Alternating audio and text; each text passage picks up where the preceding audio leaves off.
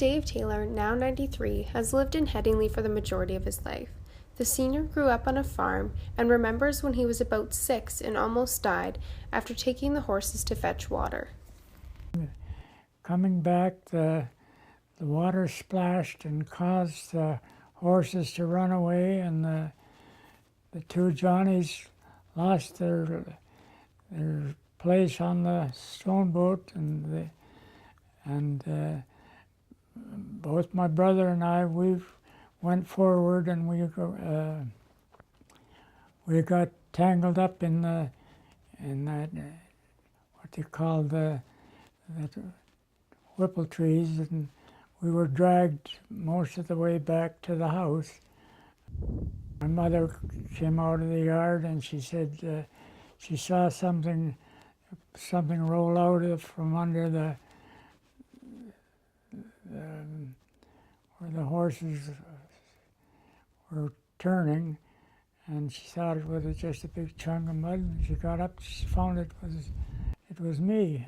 She had been dragged there, and my younger brother was dragged a little farther out in the field. Taylor has a long lineage in Headingley, including his popular grandfather. My grandfather was John Taylor, which John Taylor Collegiate is named after my grandfather.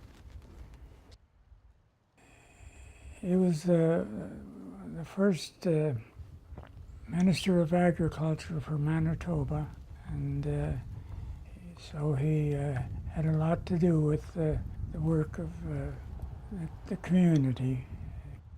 But it is at a nearby school that Taylor worked for many years. They had no one to look after it at the time, and being that we were living right next door to it, they asked me if I could look after it till they could get somebody permanent, but I ended up being there for years. They never did get anybody permanent. Taylor lived right beside the school with his 3 children and his wife Ethel. We had a real good life together for the years that we had anyway, which were quite a few, 70-some years. Taylor's wife Ethel passed away in May. It was quite a loss when I lost her. Her memory lives on in their home. Files and photos blanket the spare bedroom. Well, it's just bits and pieces of